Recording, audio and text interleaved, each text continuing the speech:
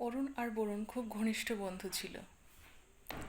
যখন তাদের বয়স প্রায় 21 বছর, তখন দুই বন্ধু উচ্চশিক্ষা লাভের কারণে বিচ্ছিন্ন হয়ে পড়ল। বিদায়ের সময় অরুণ বরুণকে বলল, 20 বছর বাদে আমরা আবার এখানে দেখা করব। বরুণ রাজি হলো। 20 বছর কেটে গেল এবং এক বৃষ্টি ভেজা সন্ধ্যাবেলা অরুণ বরুণের সঙ্গে দেখা করতে এলো। ইতিমধ্যে অরুণ এক খুব কুখ্যাত অপরাধী হয়ে উঠেছে।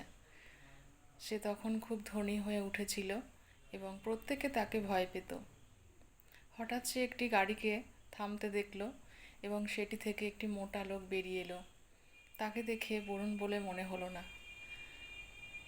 লোকটি অরুণের কাছে এলো এবং তাকে এক টুকরো কাগজ দিয়ে সঙ্গে সঙ্গে চলে গেল। অরুণ বরুণের জন্য সন্ধ্যাবেলা পর্যন্ত অপেক্ষা করলো, কিন্তু তার বন্ধু এলো না। তখন অরুণ কাগজটি খুলে পড়ল। আমি তোমার সঙ্গে দেখা করতে এসেছিলাম, কিন্তু আমি নিজে আমার প্রিয়তম বন্ধুকে গ্রেপ্তার করতে পারলাম না, তাই আমি চলে গেলাম। চিঠিতে স্বাক্ষরকারীর নাম ছিল বরুণ মণ্ডল, ডিএসপি।